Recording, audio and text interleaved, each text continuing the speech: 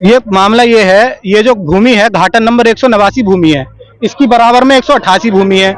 ये जो जमीन थी हमारे दादा रईसा की थी। उनके एक भाई थे इस्माइल, वो हमारे पास, हमारे दादा के पास रहते थे यहीं पे, और वो यहीं पे खत्म हो गए।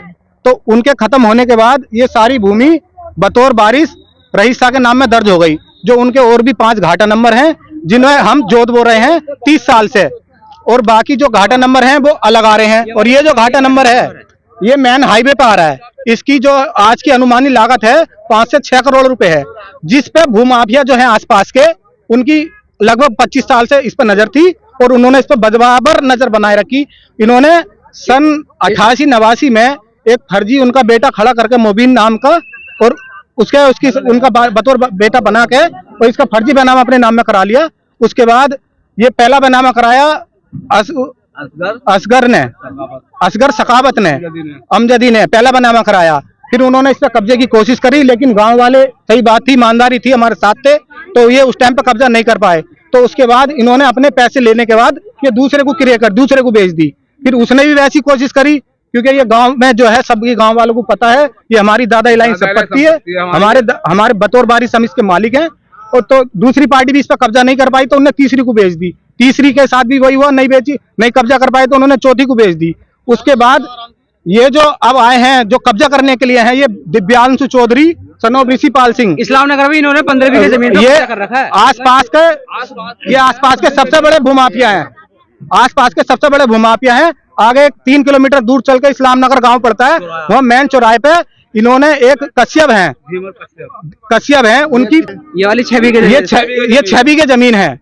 ये बतौर वारिस जो है पेपरों के हिसाब से हमारे दादा जो हैं बतौर वारिस के मालिक थे रईसा, क्योंकि ये उनके भाई की जमीन थी और विरासत में ये उसके मालिक है। उसके कागज हमारे पास हैं। हमारे पास ये जो आदेश है ये इन्हीं का कराया हुआ आदेश है।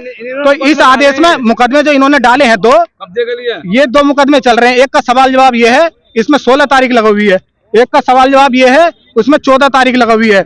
और इस पे ये मिलकर पूरे आसपास के जितने भी बीजेपी वाले लोग हैं, जितने भूमाफिया हैं, ये योगी जी का नाम लेके सारे यहाँ पे कब्जा करने के चक्कर में लगे हुए हैं।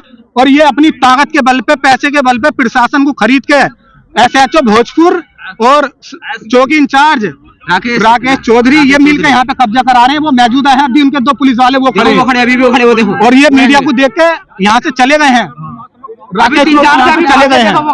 अभी वो खड़े हैं पुलिस वाले, वो खड़े उधर जा रहे हैं। देखो उधर कैमरा घुमाओ, वो पुलिस जा रही है। पुलिस रात में और दिन रात ये खड़े होकर काम करा रही है। रात को 3-3 बजे आते हैं यहाँ पे, ये देखो 8-10 लाख रुपए, चुप तो जाए यार, तू खड़ा तो रहे। 10 लाख रुपए लेके पुलिस ने इनसे सेटिंग करी है। और रात के 10-10 बजे ये खनन माफिया है, भूमाफिया है। खनन का काम जो होता है परमिशन से होता, ये खनन कर रहे हैं। इनसे परमिशन लेके देखो कि इन पे परमिशन है या नहीं है। अब ये खनन कर रहे हैं यहाँ पे। हम ये चाहते हैं ये जो ऑर्डर है, ये जो भूमाफिया है दिव्यांशु चौधरी, उसने कराया ये ऑर्डर। उस दिव्यांशु चौधरी ने ऑर्डर कराया है। तो इसमें कोर्ट ने साफ साफ लिखा है, जब तक अगला कोई आदेश नहीं आ जाता, जब तक कोई भी भूमाफिया या कोई भी पार्टी, दोनों में से वादी प्रतिवादी यहाँ पे कोई निर्माण का कार्य नहीं करेगा।